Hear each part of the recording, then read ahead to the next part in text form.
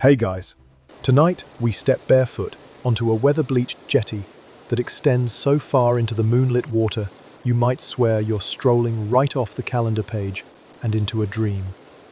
The sea hushes behind you, gulls already snoring on the pilings, and a sleepy lighthouse throws one last lazy beam before nodding off. We're headed for a gate no land map admits exists. Poseidon's private front porch. And fair warning, you probably won't survive this in your daily planner. So, before you get comfortable, take a moment to like the video and subscribe, but only if you genuinely enjoy what I do here. While you're at it, drop a comment telling us where in the world you're listening from and what time glows on your bedside clock right now.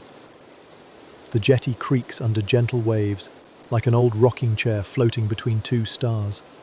Now dim the lights, maybe fluff your pillows, and let's ease into tonight's journey together. A soft sigh rolls across the tide as you step onto a small cove of moon-washed sand. Before you stretches an archway of living coral, its branches braided like antique ironwork, yet pulsing with slow, sleepy life. Each filament glows peach and opal beneath the silver sky, and tiny bubbles rise like champagne from its pores. When you reach it, the coral inhales, the entire structure widening just enough to let you slip through. Warm seawater swirls to your shins, thick as velvet soup and carrying a whiff of cinnamon bark, Poseidon's idea of incense. The moment you pass the threshold, your senses adjust, as though someone has turned down the treble on reality. Sound arrives thick and bassy, your own breathing echoes through your ribs like a whale's distant song. Light bends in soft ribbons that catch on every scale, shell and droplet, and even gravity seems to have cooled in sick, leaving you moving with the gentle lope of a gondola ride. You feel lighter, slower, wonderfully unimportant, exactly the sort of mood that makes dreams feel safe to wander. The foyer beyond resembles a flooded conservatory. Kelp banners hang from stalactite beams, their tasselled edges stitched with crescent moon bells. The lightest ripple makes them chime a lullaby so faint you strain to hear it over your own heartbeat. A hermit crab in a chipped porcelain teacup shell scuttles by, pauses, and tips his hat. Everyone else, the shrimp porters, starfish scribes, octopus ushers, are tucked into corners, soft bodies breathing in unison with the tide, as if the entire staff has agreed to take tonight off. Did you know a seahorse can move each eye separately, granting it an almost panoramic view of the world? Most of those whimsical eyes are shut right now, but you still sense the gentle watchfulness of a sleepy library. Overhead, glowfish no bigger than thumbnail stickers swirl, tracing constellations that guide you deeper. Their shifting light reveals a corridor lined with shark-skin silver tiles. Stepping correctly and patterns bloom outward, a shy greeting from the floor. Side passages beckon, currents teasing your ankles like silk ribbons. Yet the main hallway soon widens into a dome ribbed with pale coral arches. Imagine an Art Nouveau cathedral built by extremely patient squid. Bioluminescent barnacles pepper every curve, shedding mint-green halos. In the centre floats a raft of sea silk cushions, laced together with strands of pearly kelp. You sink onto them. The fabric exhales a brine-cool sigh, moulding itself to cradle your weight and perhaps your worries. From this cushioned nest you study the stable door, a layered spiral of nautilus shells, each wall etched with faint tide charts and tiny compass roses. A caretaker materializes, bare feet, webbed sandals, robe the color of moss at noon. He trims barnacle overgrowth with scissors shaped like goldfish, then sprinkles ground star anise across the tide. The water flashes bronze, then settles like steeped tea. He nods toward you, a silent welcome. Explore quietly. The house is sleeping. Curiosity rouses you. You approach the stable door, and the shells quiver, testing your intent. The hum threads with your pulse until both rhythms beat as one. The outer spiral loosens by a breath, revealing darker water beyond and the distant flicker of drifting mains. Somewhere inside, a colossal seahorse snorts, a soft trumpet note that tickles the soles of your feet. A second caretaker rolls past with a cart of kelp scrolls. She pauses, unfurls one, and shows diagrams of tidal harmonics written in an alphabet shaped like breaking waves. A gentle finger traces a looping line, the heartbeat of a calm night. Then a jagged spike of storm tide. With a wink she rolls it up as if to say, "Storms can wait, Poseidon, and nobody naps through that alarm." Barnacle lanterns brighten as the moon dips, and the mosaic floor blushes rose gold, revealing hippocampy silhouettes chasing nautilus shells in a sleepy merry-go-round. Warm brine laps your ankles as though the sea itself tucks you in, rounding every thought into a smooth pebble. Yet adventure pricks at the edges of rest. You rest your palm on the cool shell surface. The hum deepens, the coral dome sighs, and something behind the door shifts in recognition. Not tonight, perhaps, but soon you'll step through and meet creatures that graze on moonlight and gallop on currents. For now, lean back into sea silk cushions. Let the kelp bells drift into silence. Allow the barnacle glow to soften to candlelight and feel the tide smooth away the day's rough edges. The foyer cradles you like a mother island, steady beneath a swaying world. Breathe, float, listen. The stable door will still be waiting when your mind drifts a little farther into the deep.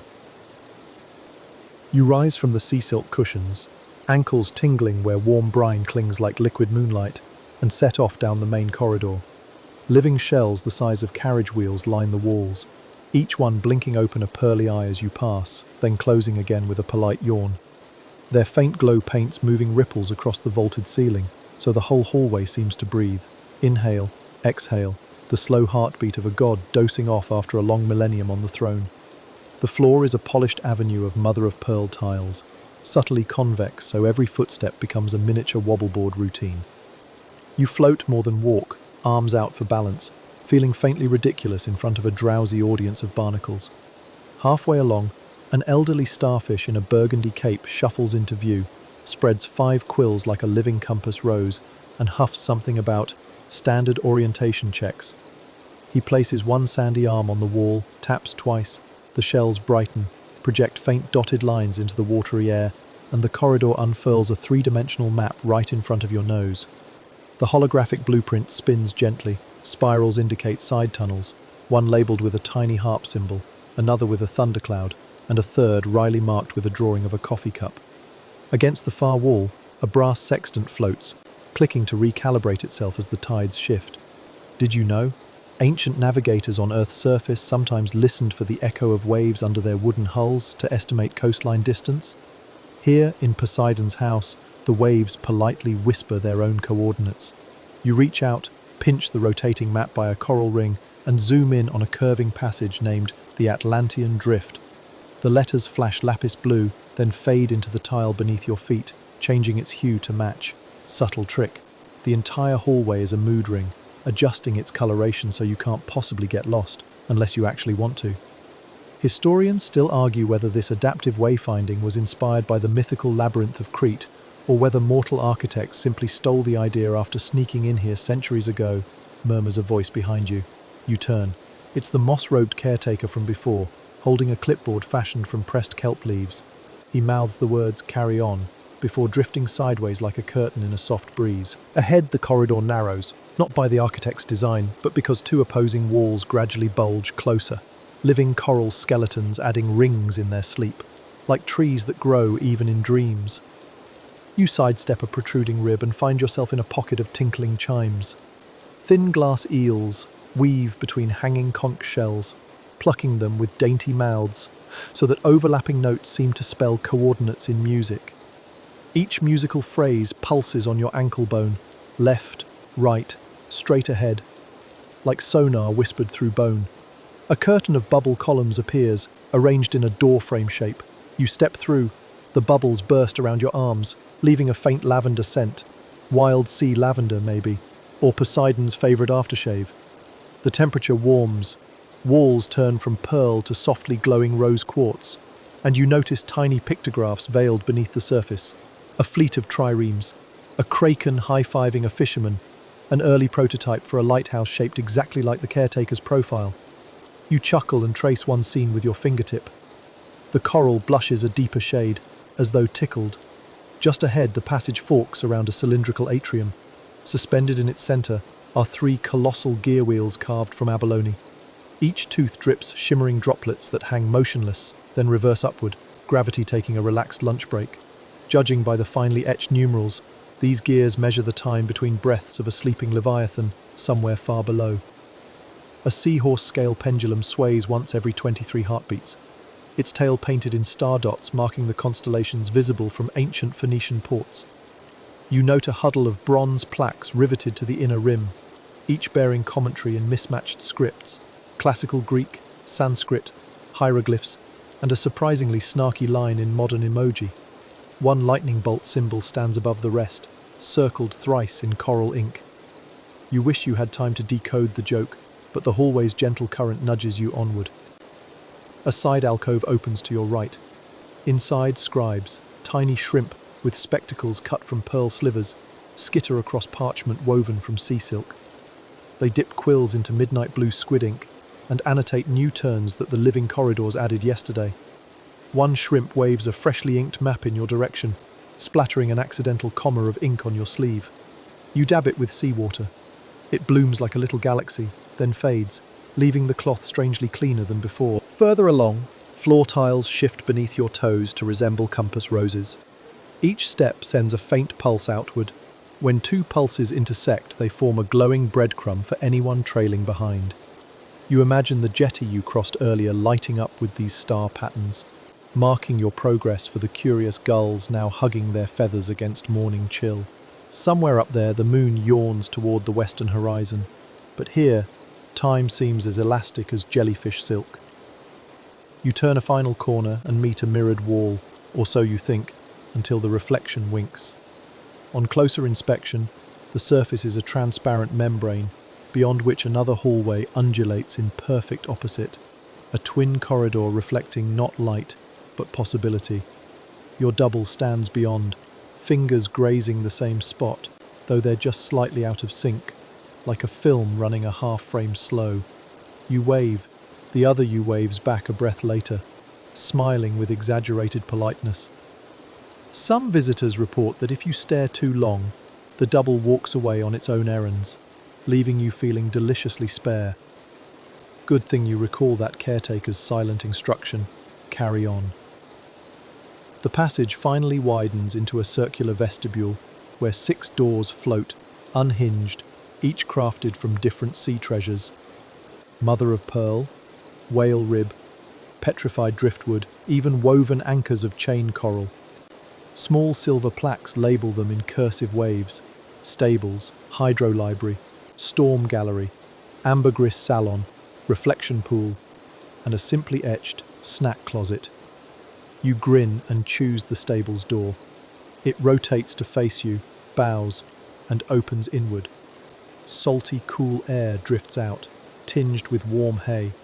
Well, the sea equivalent, kelp hay doused in briny vanilla. Somewhere in that dim beyond, you hear the low, contented croon of giant seahorses settling in their stalls. Your pulse quickens, matching the muted thump-thump, thrumming through coral walls. Beyond this portal, your map-making ceases and caretaking begins, but there's still a corridor's worth of wonder behind you, glowing like an illuminated manuscript written in tides. With one last glance back down the shell-lit hall, its walls still pulsing like the soft drum of Poseidon's sleeping heart, you step through, ready to greet the dozing herd. You step across the threshold, letting the stable's door drift shut behind you with the soft click of coral teeth. At once, the atmosphere thickens, warm and faintly sweet, as though someone has brewed vanilla custard in the tide. Light filters down in milky shafts from vents above, carrying flecks of glowing plankton that swirl like late-night snow. A hush lives here, the kind that settles over barns after sundown, only wetter, saltier, and considerably more mythological. Stalls arc along the walls in broad crescents, their partitions woven from braided seagrass and varnished driftwood. Instead of straw, the floors are blanketed with springy kelp mats that sigh when pressed, releasing puffs of briny vapour. You tiptoe, not wanting to wake the residents, though courtesy is pointless. The creatures are enormous seahorses, each as tall at the crown as a Clydesdale, and twice as regal. Yet they hover weightless, noses tucked toward chests, eyes half-lidded. Their hides glow sunset copper, sea glass green, storm cloud amethyst. Dappled speckles pulse along their flanks like the lights of a distant harbour. Ribbon-finned manes drift upward in the slow current, combing themselves against invisible fingers. One mare tilts, tail looping a coral hook so she doesn't bump her neighbour's hammock stall. A pearlescent stallion flexes ridged spines, releasing a sleepy trumpet note that vibrates your ribs. Did you know a real seahorse's jaw is fused, meaning it can't chew and must slurp supper like a very polite vacuum? Judging by the size of these titans, their portions resemble entire shoals volunteering for duty. 3 tidekeepers float nearby in moss-green robes, cinched with anemone cord. They move with the unhurried grace of librarians, reshelving heavy tomes after hours. One dusts algae from a mare's cheek using a wand of ostrich plume starfish. Another swirls a martini-shaped vial, checking salinity. The third logs readings on a slab of polished abalone, nodding at numbers only she understands. You linger beside a stall labelled Nebula, the name spelled in rice-sized pearls. The mare within ripples from rose quartz to lagoon green, hues shifting like dawn poured across water. A gossamer kelp net restrains her crest while fingernail-sized crabs scuttle through the strands, tightening knots with clicks like patient knitting needles. The senior tidekeeper drifts over, notebook sailing at her hip, and murmurs that each crab remembers only one stitch in the pattern. Together they weave a living tapestry older than any loom. When grooming ends, the crabs tuck themselves into the kelp to sleep, glowing faintly like holiday lights across Nebula's mane. She snorts a silver mist that smells of fresh rain, nodding you onward, as if pleased with both her hairstyle and your awed silence. A foal, barely pony-sized, drifts toward you, eyes wide with moonlit curiosity. Its snout nudges your sleeve, searching for treats. Remembering the snack closet, you produce a palmful of dried moon kelp flakes. The foal inhales them with a delighted slurp, then hiccups a bubble shaped uncannily like a heart before drifting back to mother. Closer to the centre, the alpha stall stands vacant save for a saddle of spun silver algae draped across a rail. Legend claims Poseidon occasionally rides his prize mount, Triton, through midnight squalls to keep thunderheads aligned. Tonight, Triton snoozes in a nearby pool where faint lightning flickers beneath the surface like bottled weather. Every so often a fin breaks the water, scattering sparks that crawl up the walls then fade. You glance overhead. The ceiling is a transparent dome of fortified jellyfish membrane. Beyond lies open ocean, black and infinite, dusted with celestial and bioluminescent stars. Manta silhouettes drift across like slow clouds. The dome resonates with a gentle hum, the herd's collective heartbeat folded back upon itself, until it becomes a lullaby. The sound settles in your bones, loosening every knot daylight left behind. An elderly seahorse, mottled silver with age, floats in a bay stall, breastplate of barnacle-crusted bronze strapped across his chest. One eye opens lazily as you approach, amused. You bow. He exhales a cantaloupe-sized bubble that bursts against your cheek, spritzing cool seawater scented faintly of limes. Consider the greeting accepted. Grooming kits hang at each stall, combs of polished narwhal horn, fin buffers carved from driftbone, jars of lavender sand for exfoliation. Invited by a tidekeeper, you comb a mare the colour of storm quartz. Microscales catch the light, scattering rainbows up your forearm. She shivers, knocking her nose against your shoulder in thanks. A familiar lavender note drifts past, the very scent carried by those bubble columns in the mapping hall, reminding you the palace is stitched together by repeating motifs. Bells, bubbles, heartbeat light. Even time echoes in patterns. The stable dims another shade as the herd slides deeper into dreams. At the far wall, an arched gateway yawns, leading to the training paddock where foals practice flutter kicks. And above, a spiral ramp climbs toward the tidal balcony, where Poseidon reviews the surf report. For now, you remain among sleepers, collecting small moments. A tiny sneeze, a flick of fin that paints spirals in dust-moat plankton. The sublime hush of creatures too large to exist and yet entirely at peace. Lanterns dim one by one until only the jellyfish dome glows. You drift backward toward the exit, heart sinking to that hush-pulsed rhythm you borrowed from the herd. When the door seals behind you, the stable's peace settles in your chest. a private tide you'll carry onward through the palace's deeper mysteries. You drift from the stable vestibule into a quieter service corridor, where the hush feels different, less like a barn at rest, more like the back room of an old theatre between acts. Here the tidekeepers carry out their nightly chores, their moss-green tunics darkening to pine beneath low light. They glide along the current with the unhurried certainty of people who have lived an entire lifetime to the tempo of the tides. The first pair you meet polish conch lanterns suspended from bronze chains. Each lantern is a spiral shell the size of a pumpkin, its interior coated with silvered nacre. The tidekeepers cradle them like sleepy infants, rotating them through velvet-wrapped palms until every surface gleams. When one lantern catches the glow of a passing plankton cloud, it refracts tiny rainbows down the corridor walls, and dozens more shells answer in harmony, a muted wind chime chord that settles over your shoulders like a shawl. Did you know the thickness of a conch shell's inner nacre decides the pitch of the note it plays when blown? That's why no two lanterns here hum exactly alike. Each polish session is an act of fine-tuning a private lullaby. Past the polishers looms a long bench carved from moon-bleached driftwood, its grain filled with glittering sand. A trio of tidekeepers sits cross-legged upon it, braiding kelp into bridles and reins. Their fingers move in soft automatic loops, over, under, twist, tuck, as though weaving sleep itself into rope. Each strand is coated with crushed coral powder that sparkles like fresh snow, and the finished reins smell faintly of sage and sea salt. A nearby basket brims with silver bridle rings shaped like stylized hippocampi heads. The parts click together with a tiny applause. You ease closer, curious. One tidekeeper notices and hands you a coil of pale green kelp ribbon to feel. It's impossibly soft, like wet suede, and warm where the caretaker's fingers just left it. You hand it back, accidentally brushing a carved bone needle on the bench. The needle twitches and crawls away, revealing itself to be a living toothpick crab conscripted as a sewing awl.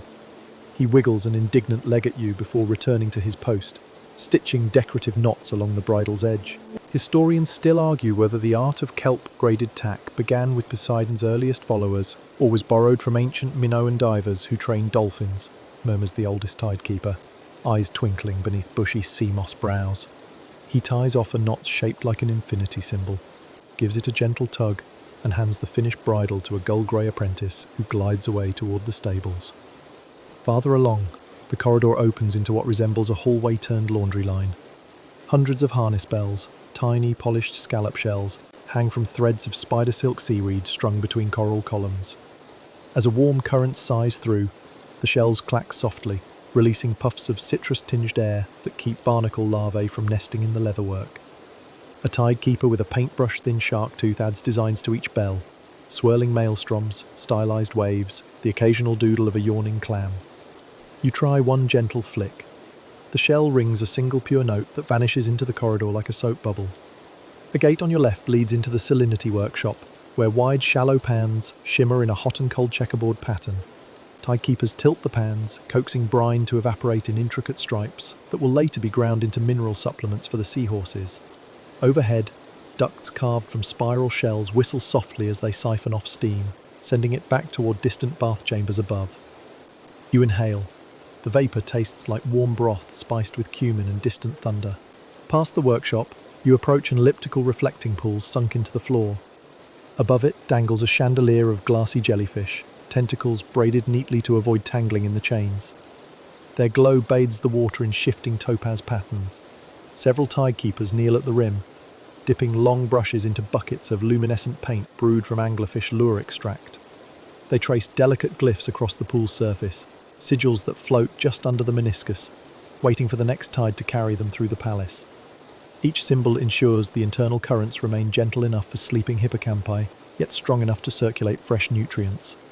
Here, a young caretaker beckons you closer to watch. She dips her brush, flicks a single dot into the pool, and the mark blooms outward like a golden anemone.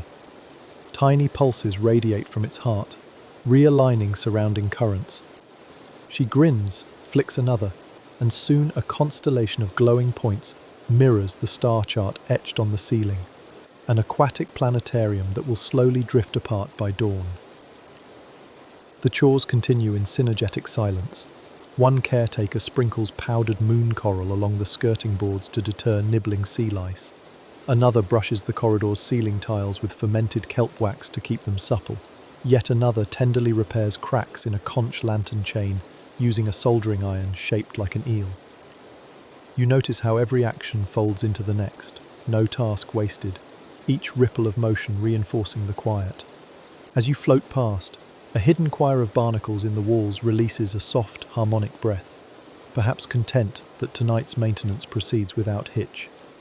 The tidekeepers smile faintly, but do not pause. Their faces bear the serene concentration of gardeners deadheading roses at dusk, perfectly aware that beauty and order require constant tiny revisions no casual visitor observes.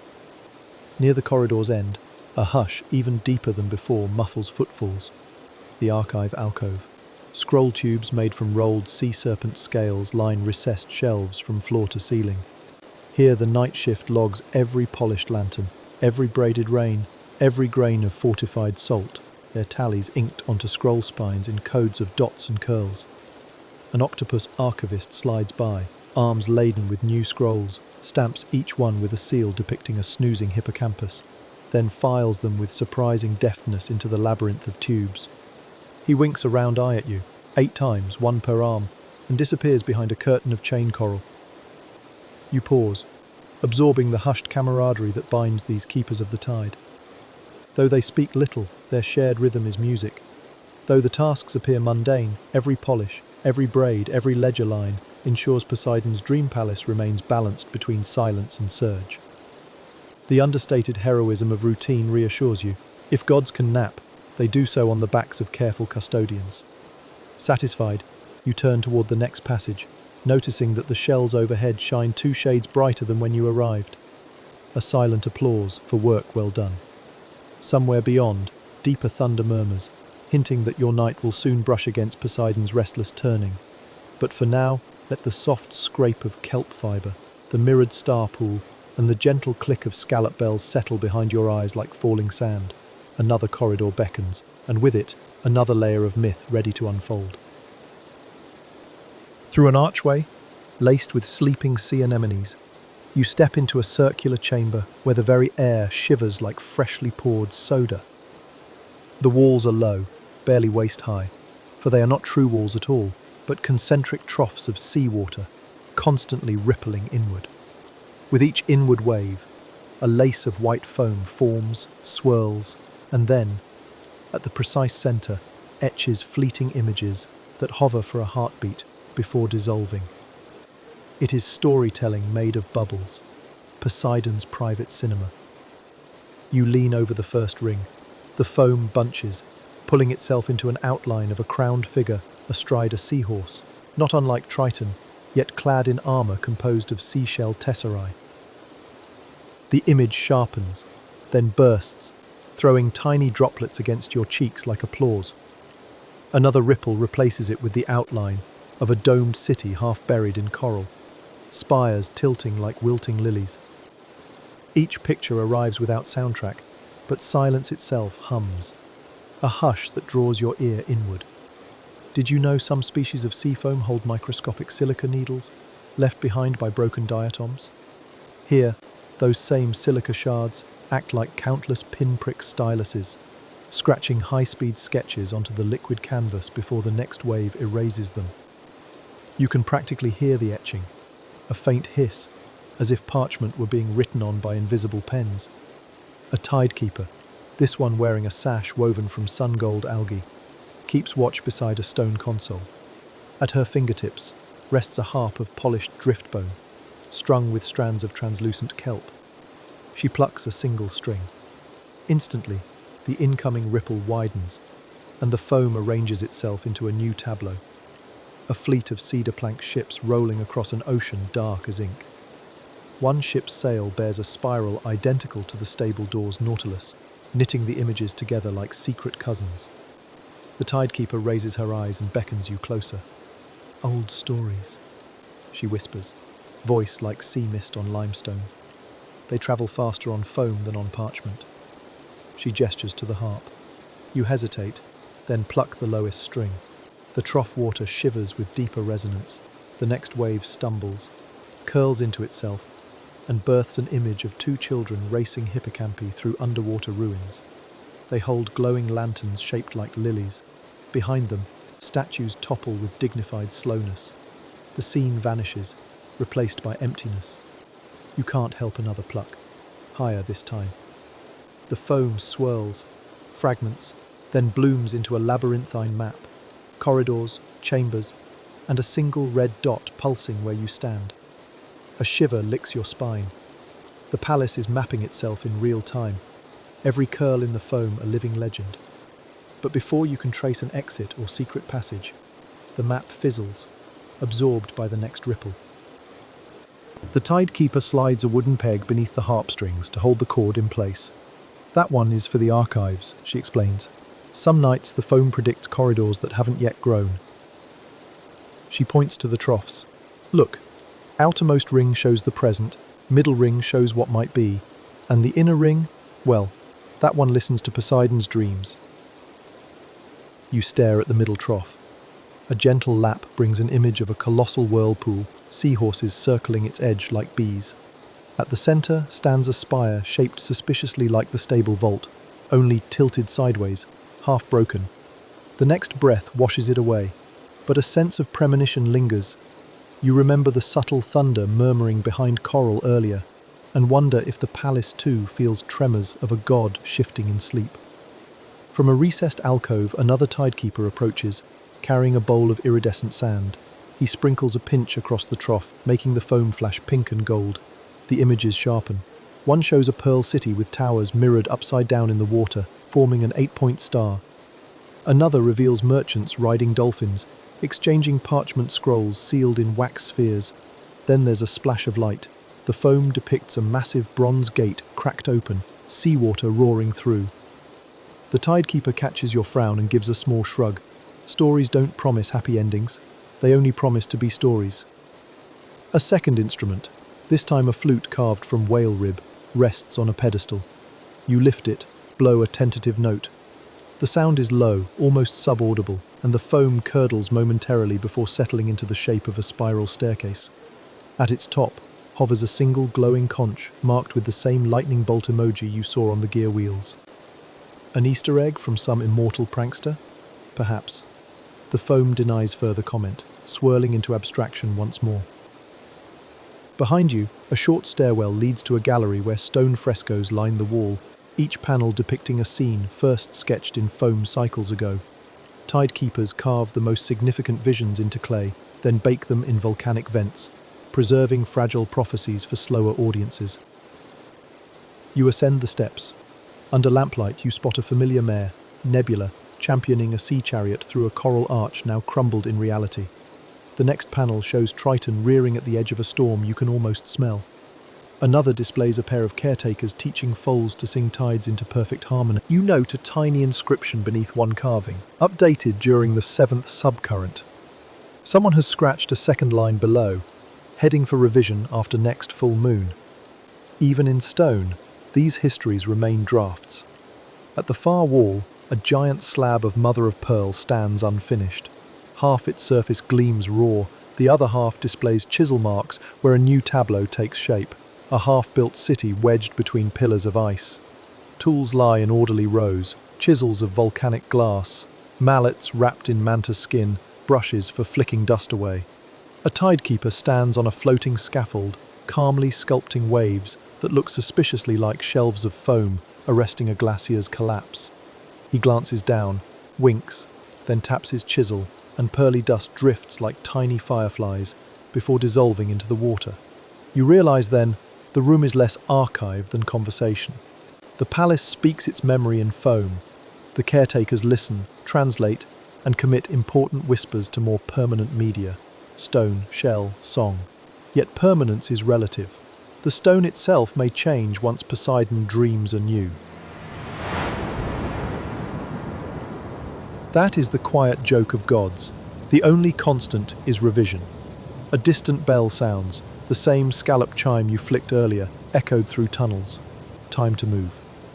As you descend the steps, the trough water releases one last pulse. Foam races inward, clumping into a single word you almost recognize but can't pronounce, a name maybe, or a warning. Then it pops, scattering pearls of water across your face. They taste oddly sweet, like childhood sea spray.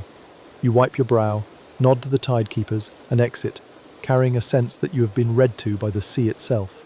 Outside, the corridor feels warmer, as though relieved to possess fewer secrets.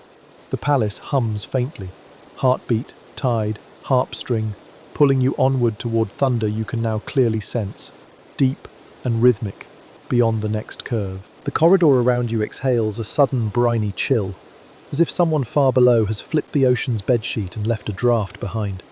The lullaby hum you've grown accustomed to now carries a deeper bass note, the sort that makes your eardrums flutter like startled moths.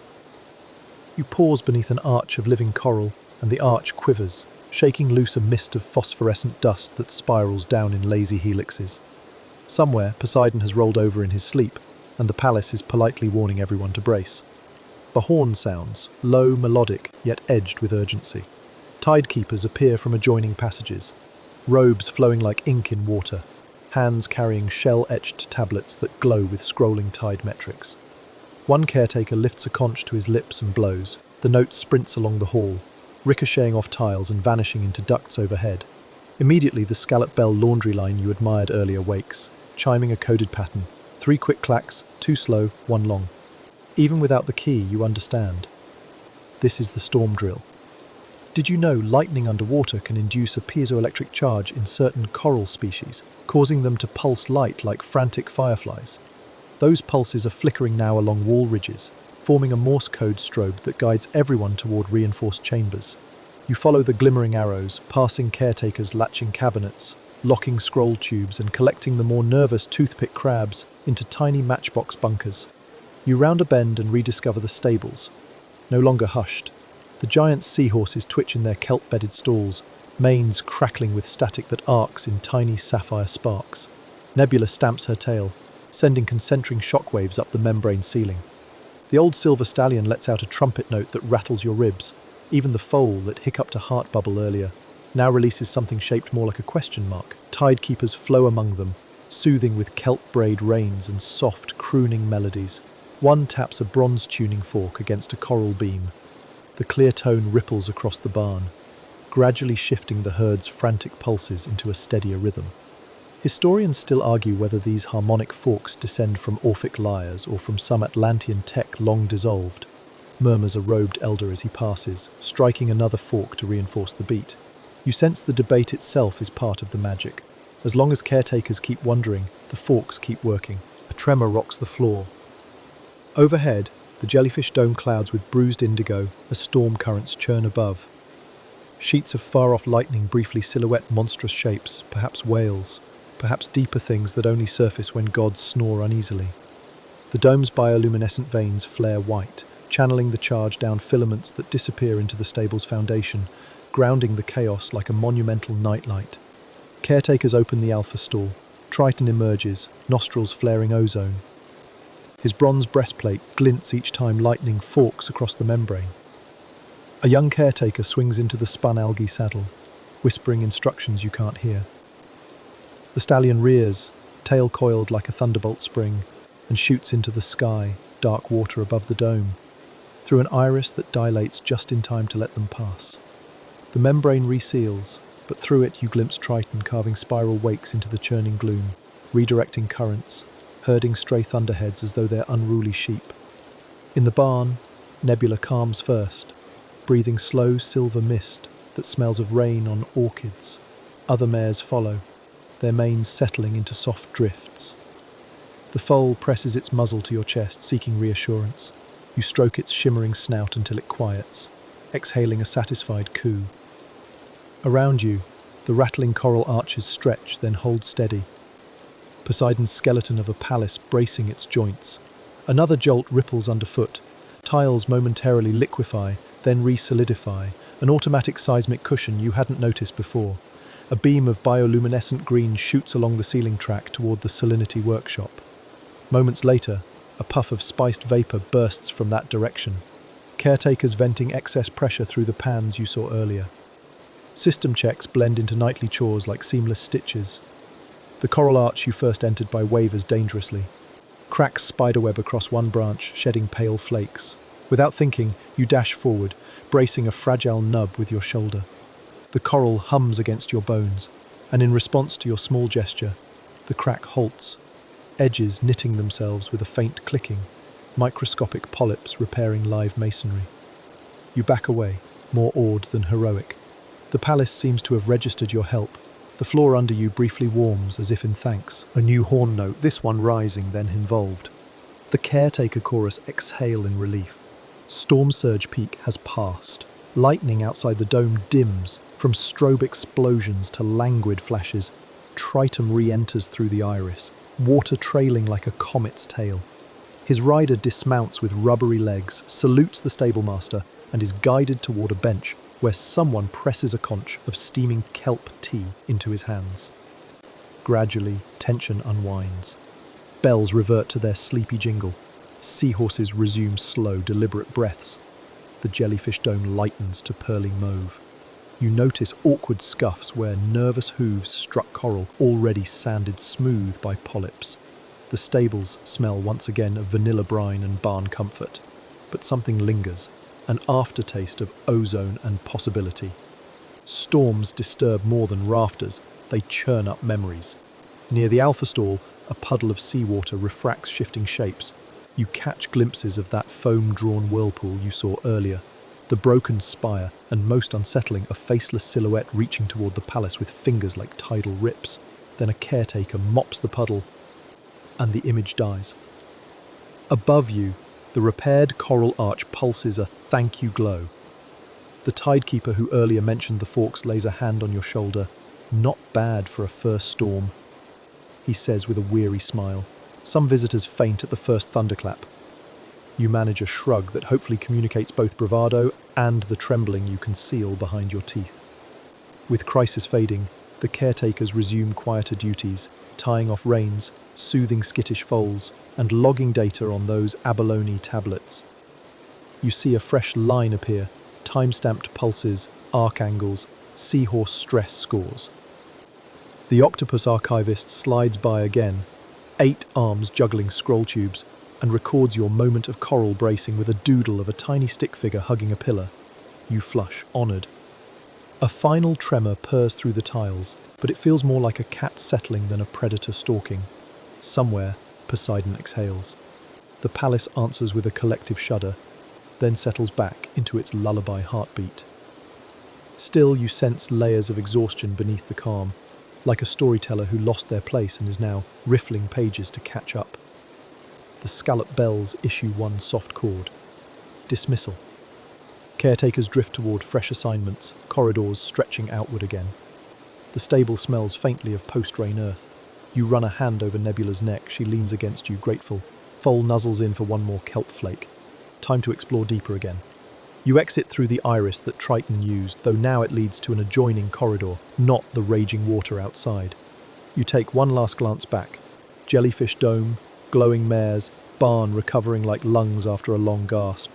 The storm is gone, but its story remains etched into every shell and shimmer. The corridor before you yawns into a salt fog tunnel. Its walls glazed with mother-of-pearl shingles that clink softly like coins whispering of distant markets.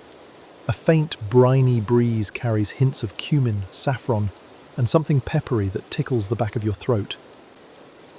You follow the scent, skimming down a gentle current, until the tunnel opens onto a wide quay where the undersea world meets an underwater economy. Poseidon's trading port. Stone piers radiate from a central plaza, each pier carved with reliefs of hippocampi hauling caravans of jelly-jar amphorae. Docked alongside are sleek barges made of lacquer-black driftwood, but these vessels boast no oars.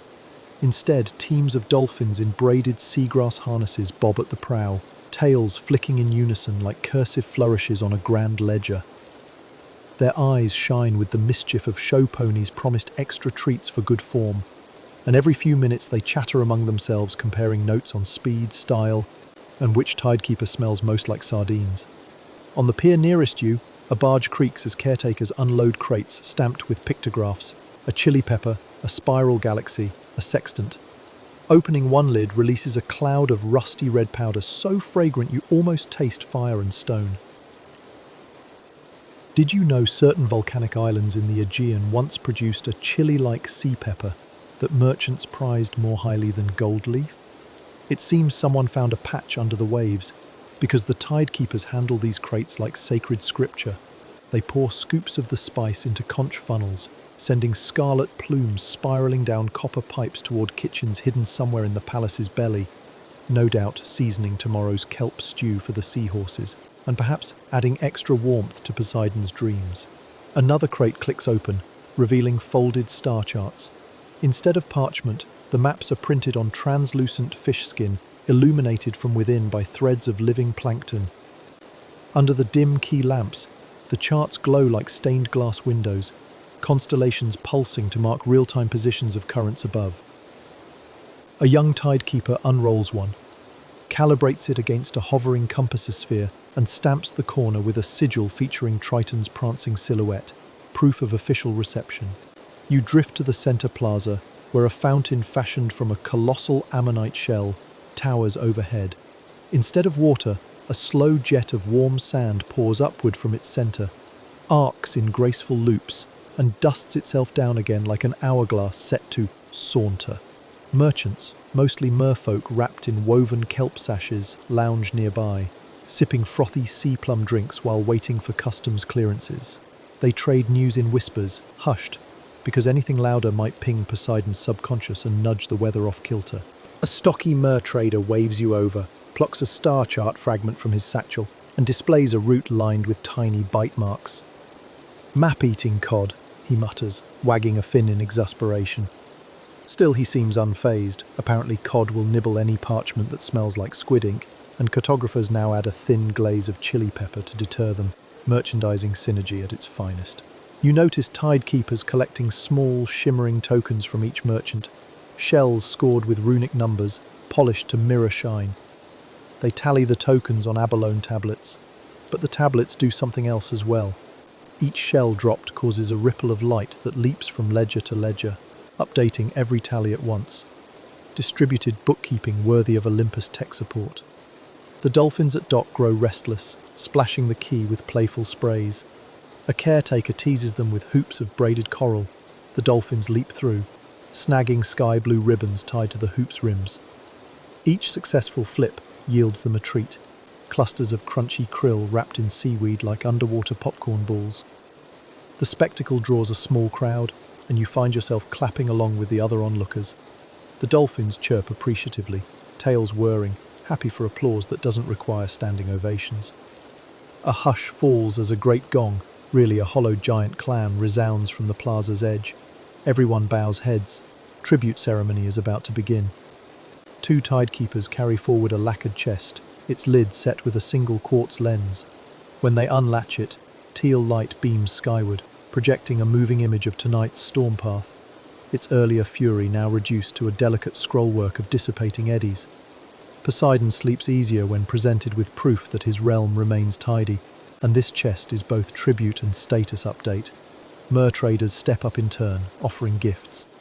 One lays out a bundle of cinnamon bark coral reputed to calm migrating sirens. Another presents a bronze astrolabe that tracks lunar eclipses through seawater refraction. A third rolls forward an amphora of Night's Edge ink, harvested from deep realm cephalopods that glow only at the witching hour, ideal for updating those fish-skin star maps. Each gift earns nods from tidekeepers who place them on pedestals encircling the plaza, like cake slices offered to the sea god's many moods. Your favourite offering is last. A miniature garden of phosphorescent moss arranged in the shape of a sleeping hippocampus. The gardener, an elderly merwoman with coral-rimmed spectacles, waters it gently. The moss brightens, haloing the plaza with a soothing green glow that subdues the earlier bustle. Dolphins quiet, merchants hush, and even the sand fountain slows its loop, as though pausing to admire the centerpiece. Ceremony concluded. The gifts are loaded onto a gondola made of pearly clamshells, crewed by 4 electric blue stingrays harnessed together. They flick their wing fins in synchronized beats, gliding the tribute gondola toward a cathedral-like arch where tides grow deeper, darker, and more private, no doubt the entryway to Poseidon's sanctum. You watch until the glow dims to a firefly speck. With business done, the key returns to low chatter, though you sense an uptick in tired smiles. The storm shook nerves. The tribute soothed them. Dolphins clapped their tails, proud to have front row seats to diplomacy. You step aside as dockworkers spool thick ropes made of woven kelp and obsidian grit, their fibres humming faintly, the palace's equivalent of closing time locks. Soon only a skeleton crew will keep watch while the rest retreat to hammocks strung under coral canopies. Before leaving, you stop at a spice crate still half full. A tidekeeper hands you a twist of parchment containing a pinch of the crimson powder. He says it wards off nightmares and seasons morning congee equally well. You pocket it, already planning to sprinkle a little in your next cup of kelp tea, assuming your dreams leave room for culinary experiments. As you turn toward the exit channel, the dolphins trill a playful farewell, and the mertrader with the nibble map chart calls, "Safe currents." You answer with an awkward wave, mindful not to spill chili dust. Goodbyes echo softly, merging with the tide's steady rhythm until they become part of the palace's broader lullaby. The tunnel beyond curves upward, mosaics depicting ancient caravan routes trailing across its ceiling like upside-down rivers. You notice the chili spice scent fading, replaced by metallic ozone, reminder of lingering storm residue. But the corridor lights remain warm, the palace heartbeat steady. The trading port has paid its dues. Poseidon's dreams should stay calm a little longer. And you, clutching a souvenir that smells of distant bazaars, drift onward. Curious what mechanisms keep this watery empire ticking beyond commerce and storms alike. The tunnel lifts you into thinner, colder water that carries the taste of wet copper and old clock springs, a palate cleanser after chili-laced trade wines. Walls slope inward until you pop through a membranous hatch and find yourself on a catwalk overlooking the palace's mechanical heart. Imagine a cathedral designed by oysters and maintained by engineers who never learned the word minimalism. Everywhere you look, pearly gear wheels turn in slow orchestration, some no larger than breakfast saucers, others the size of carnival Ferris wheels, teeth meshing with gentle clacks that echo off abalone buttresses.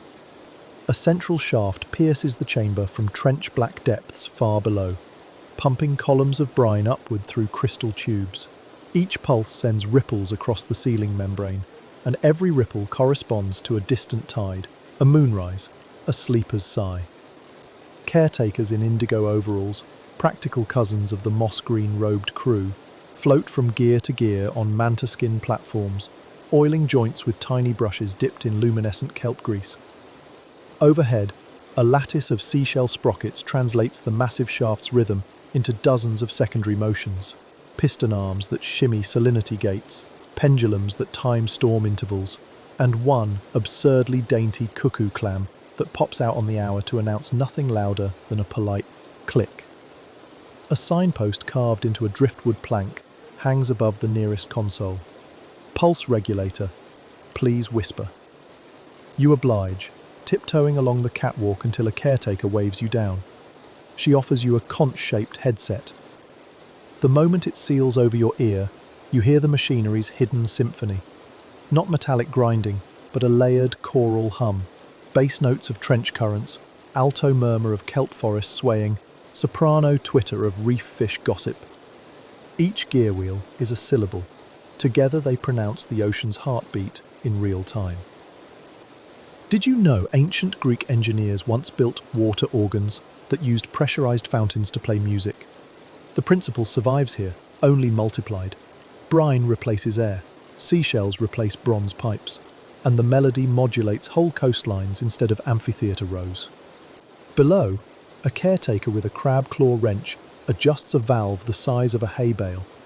As he turns it, a trio of smaller gears reverse direction, and somewhere off to the east, if the illuminated chart on the wall can be trusted, the Bay of Bengal's tide schedule shifts forward by a discrete 5 minutes. A footnote flashes beneath the chart. Schedule syncs with lunar drift. No coastal villages will notice. You grin. Poseidon's palace micromanages the planet like a fussy but well-meaning stage manager. A spiraling ramp invites you downward. Pearly treads ring softly underfoot, vibrating with each pulse of the main shaft. At the base you encounter the salt machines, turret-like churns transparent as glass jelly. Inside, crystalline frameworks grow salt lattices while pistons crush them into powder so fine it clouds the water like winter breath. A conveyor of woven seagrass parcels the salt into pods that ride pneumatic currents toward the stables, spice kitchens, and whoever else submitted mineral requisitions before sunset. One pod zips past labelled Nebula, post-storm electrolyte snack. You salute its urgency. Historians still argue whether these salt machines descend from Phoenician solar pans or from some entirely subaquatic innovation lost with Atlantis, remarks an elderly mechanic drifting beside you. His beard resembles tangled anchor chains, and he twirls a barnacle-encrusted pocket watch whose hands spin backward, apparently keeping perfect palace time. He invites you to tweak the brine flow lever, just a hair. You oblige. The moment you do, ruby lights blink, and a row of miniature gears above the salt vats accelerates, compensating for your amateur meddling. The mechanic chuckles. See? Built-in humility. Next, he guides you to a bronze-framed orrery, where shell planets orbit a nacre sun. Each planet is really a pressure gauge for major sea basins. You tap the tiny Indian Ocean disk. It spins, then settles, and the orrery responds by increasing flow through a side conduit, balancing salinity the way a chef adds a pinch of salt to soup. Somewhere in the palace, you suspect a tidekeeper's clipboard just updated itself, and a seahorse blinked, wondering why its water suddenly tastes satisfyingly seasoned. High above, you notice those lightning bolt emoji etched into several master gears, callbacks to the storm forks in the stables. Each time the symbol passes a crystal sensor, a soft ping registers, logging rotational health. You recall the foam showing spirals of calamity and feel reassured that redundancy reigns here. Even whimsical graffiti serves as preventive maintenance. An apprentice caretaker, canary yellow overalls, goggles too large, zips by on a zipline woven from octopus silk. He deposits a vial of crimson powder, yes, that chili spice again, into an inlet pipe. Lubricates the valves, he explains, shrugging. Plus the boilers love the aroma. A puff of vermilion drifts through the workshop. Gears whir appreciatively, as though tasting paprika for the first time. The mechanic beckons you to a control dais, shaped like a clamshell half open. Inside, pearl keys glow with runic letters. He invites you to press one. You choose a glyph, resembling a curled cat. Instantly, a window of seawater opens on the chamber wall, showing a surf break near some quiet, coastal village. Waves there soften, spacing out into neat, sleepy sets perfect for late-night surfers who will never know they owe their effortless ride to an impulsive keystroke from a stranger inside a god's machine room. The mechanic tilts his head, satisfied. That'll refill rain barrels inland by dawn, he declares. Nice choice. You feel absurdly proud, and suddenly aware that each decision here reverberates through ecosystems, fishing schedules, and beachside date nights. You gently withdraw your hands from the keyboard before you accidentally invent a tsunami. Upshaft, a sonorous thud signals the latest pulse cycle's end. Nearby gear wheels slow, update, resume, like a giant mechanical exhale. Several caretakers fold their arms, listening for anomalies. All is well. The cuckoo clam emerges, chirps its courteous click, and retreats. Shift change approaches. Second watch mechanics begin drifting in, exchanging nods, handing off wrenches, comparing gear oil stains like merit badges. The elderly mechanic escorts you back to the catwalk. Keep to the green glow tiles, he advises, pointing toward a passage rimmed with tiny emerald lamps. They'll thread you out without tangling. You thank him. He presses a keepsake into your palm, a thumbnail-sized gear carved from moonstone. In case you need to wind your dreams tighter, he says. You pocket it beside your chili packet, souvenirs of spice and precision. As you exit, the workshop recedes into glimmering complexity. Gear wheels fade from view, their rhythm lingering in your chest like a borrowed metronome. You realize the palace has tuned you too. Your heartbeat now follows the same measured cadence. Steady, assured, prepared for the vanishing corridors rumoured ahead. You follow the emerald lamp path until, quite suddenly, the lights thin out like breadcrumbs, finishing mid-sentence. The corridor narrows, its pearl tiles shedding their lustre. Edges blur as though hung beneath running water. Fog, no, memory, clings to your ankles.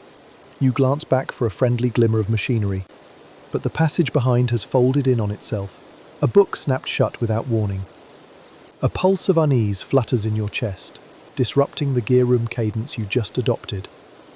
Ahead, a trio of doorways waits like half-remembered dreams. One framed in barnacled jade, another in cracked alabaster, the last in rusted bronze studded with sea glass eyes. Each door stands ajar, none larger than a wardrobe, all leading into darkness.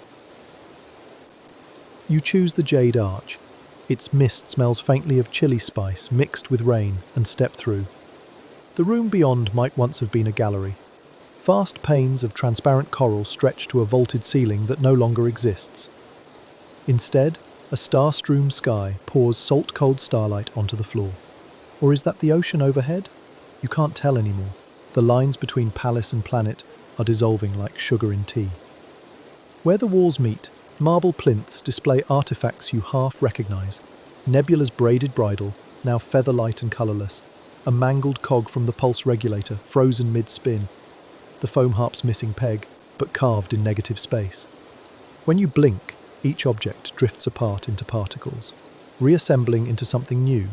Seashell one moment, moonstone gear the next. Never solid for more than a breath. Did you know coral polyps can resorb their own skeletons under stress, effectively erasing architectural footprints before rebuilding anew? It seems the palace has inhaled this survival trick. These corridors unmake and remake themselves while Poseidon dreams on, recycling old realities into fresh fables. You pass a plinth where a miniature whirlpool turns beneath glass. Look closer.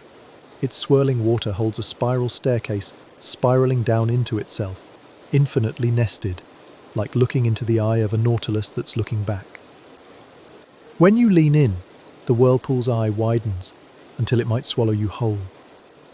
You pull back, heartbeat rattling. The display settles into a harmless paper boat, inked with lightning bolt emojis along the hull. A soft voice calls your name. You spin around, and there you are, wave-delayed reflection from the mirror hall earlier, now detached and walking freely. It raises an eyebrow, improvising outfits out of fog, sleeves trimmed in stardust. Lost again? It teases, voice textured like overlapping whispers. You attempt a witty comeback, but the doppelganger flickers, duplicate image staggering half a pace out of sync. It nods toward a side exit before dissolving entirely, as though embarrassed by its own instability. You follow its cue. The next corridor contracts behind you like a throat. Bioluminescent glyphs bloom along the walls, sentences you can't read but feel beneath your ribs.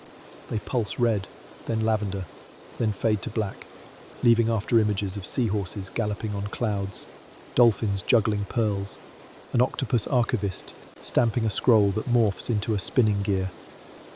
Underfoot, tiles soften into sponge. With each step you sink an inch, bounce up, wobble forward. Somewhere above, water sloshes, yet you hear no splash, only a hush like pages turning underwater. The corridor kinks, then loops back on itself. You see your own footprints ahead, minutes old but marching away. You try to catch up, rounding a corner into what must be a cul-de-sac. Instead you emerge onto the quay you left earlier, but it's empty, ghostly, stalls abandoned, spice crates half erased, dolphins frozen mid-leap like ink sketches awaiting colour. The chili packet in your pocket has vanished. In its place, a smooth coin stamped with the spiral nautilus. The moonstone gear rattles beside it, heavier than before. You realise souvenirs mutate too. Tokens of memory retool themselves to remain relevant in a palace that edits its own lore live. A wind sweeps the quay, odd, in water, whipping fog into shapes. A tidekeeper hunched over a harp, a stable arch fracturing, a giant seahorse rearing against unseen thunder. Each silhouette forms, hovers, dissolves. You whisper thanks for earlier bravery. The fog figures bow in return, then melt away, leaving only drifting flecks of plankton. You spot a lantern burning steady on the far pier, one of those silvered conch shells you watched being polished. Its light rings true, unwarped by shifting narrative. You stride toward it, feet landing on boards that creak but hold. The lantern flares, revealing an elevator cage woven from kelp ironwork, suspended over a bottomless shaft. A sign etched in gently glowing runes, pages turning. Step inside to bookmark your place. Quite the invitation. With a steadying breath you enter. The cage lurches downward or upward, hard to tell for the walls around vanish, replaced by a cascade of images you've met before. Nebula's heart bubble, the chilly fountain hourglass, Triton spiraling storm clouds into tidy scrolls, the clockwork seashells grinding salt. They tumble past like pages riffling in fast motion, each a fractional shard of story that catches the light and is gone. It's exhilarating, dizzying, mournful. The cage slows beside a narrow balcony carved from raw coral, shards jutting like notepaper torn in haste. You step off. The balcony faces a massive curtain of water suspended mid-fall, as if someone pressed pause on a waterfall. Behind the crystal sheet, you glimpse rooms in flux, stables blurring into salt machines, foamed cinema overlapping with salvage bazaars. The curtain ripples, frames overlap, then realign. For a heartbeat, you comprehend the palace as one gigantic flipbook, each splash a page. A hush deeper than tides settles over you. The palace exhales, and the curtain begins to move again, slowly, gracefully, resetting its cascade. As it flows, images re-stitch.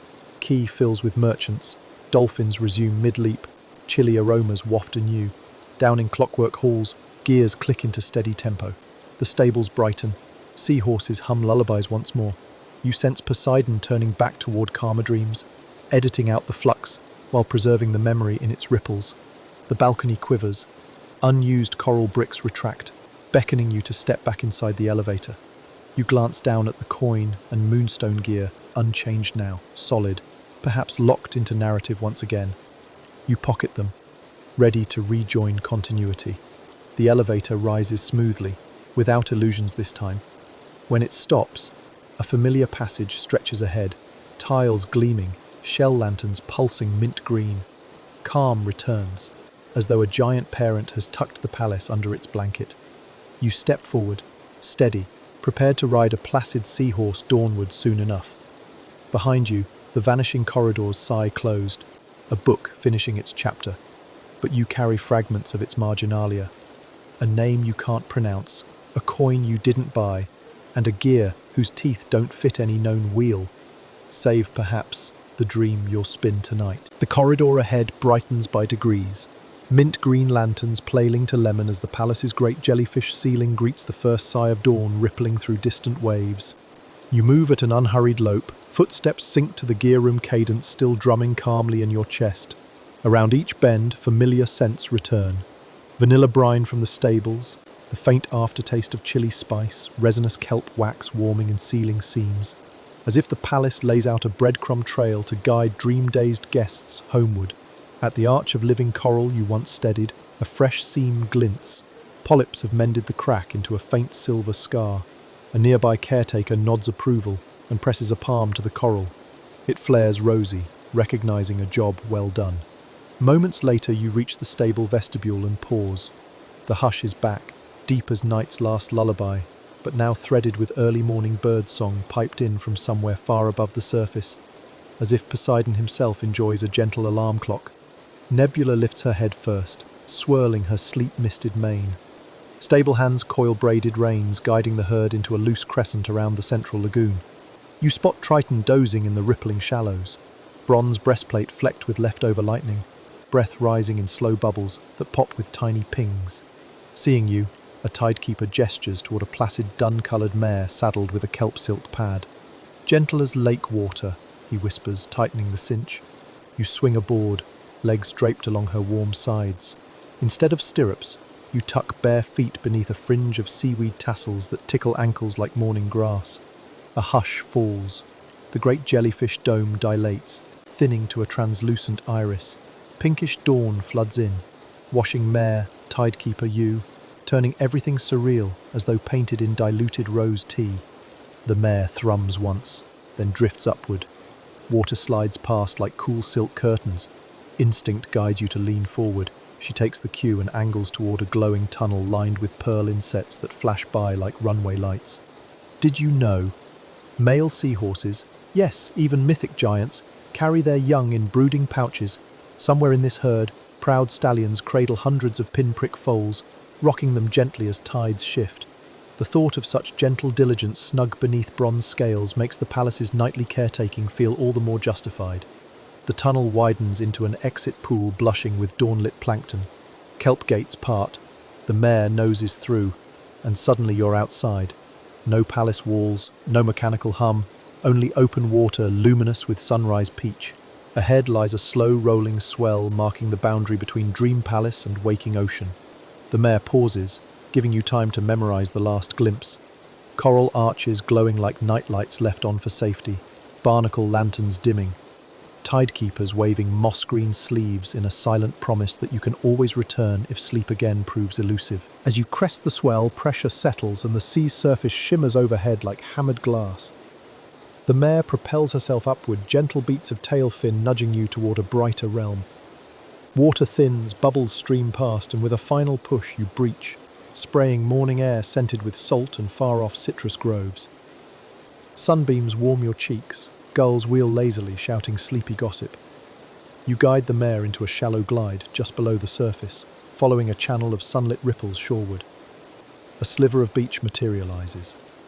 A crescent of powder-soft sand bordered by tide pools that steam faintly, as though gossiping about the storm you helped tame. The mare lowers to knee depth. You slide off, feet sinking into cool sand quilted with foam.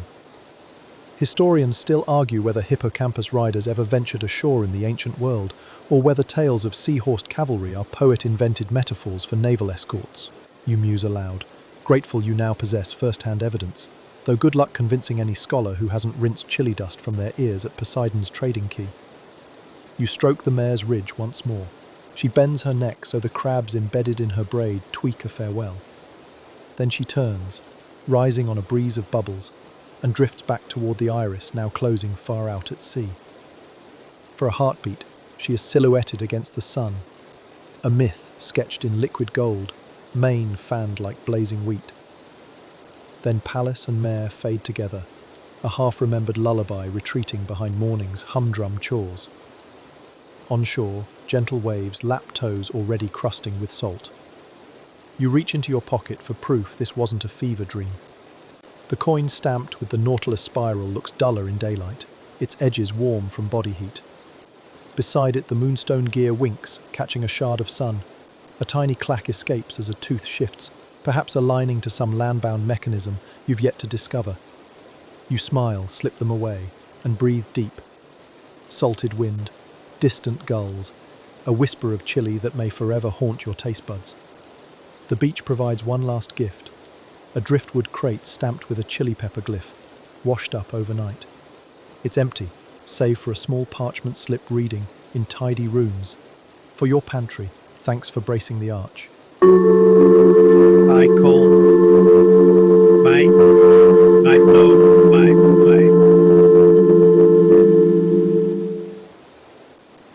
You laugh, pocket the note, and watch the tide claim the crate again. Behind the horizon, the sun climbs, scattering diamonds across the water. You stretch, joints loosening after a night of zero-gravity maneuvers, and begin the leisurely walk up shore, footprints filling with clear water. Every few steps you imagine hearing the distant jingle of scallop bells or the clack of pearl keys, but it's only gulls and the splash of a curious fish. Still, the cadence lingers within, gear wheels turning behind your ribs, foamy stories ready for revision when next you shut your eyes. Let the scene soften now. Feel the sun's warmth melt into a gentle glow behind your eyelids, no brighter than a nightlight left for comfort. Each breath drifts in like a calm tide, cool on the inhale, warm on the sighing exhale. Picture the palace settling far beneath the waves, lanterns dimmed, tidekeepers hanging robes to dry, giant seahorses curling tails around newborn foals, while clockwork seashells tick in sleepy counterpoint. The sand beneath you grows lighter, almost cloud-soft, supporting every inch without demand. A hush blankets the shoreline, Even gulls sound more like distant violins than rowdy scavengers. With each slow blink, colours fade from bright daylight to pastel memory. Peach becomes lavender, turquoise dwindles into dusky grey. The horizon blurs until sky and water merge, a single silken sheet drawn over the world. In that spacious calm, recall the mint green corridors, the spicy key, the cello-deep hum of pulse regulators. Hear them all compress into one steady heartbeat, yours, unhurried, sure. Muscles unclench, shoulders release. Thought fragments, coins, gears, chilly dust, tumble gently, settling into quiet drawers where they'll wait without rustling. Imagine warm sea breeze brushing loose hairs from your forehead, the air scented faintly with vanilla brine. It whispers a promise. Whenever worries churn like storm tide, you can drift back, follow the corridor of coral bells, let kelp curtains part, ride a placid mare through moonlit gates. For now, though, rest here. Waves hush questions. Morning light dims to a soothing dusk, and the palace of dreams locks its gears into tranquil glide. Breathe once more, slow, luxurious. Feel eyelids grow heavy, thoughts float loose, heart steady as a tide at slack water. Sleep hovers, gentle, inevitable. Surrender to it, and let Poseidon's lullaby ferry you safely through the night.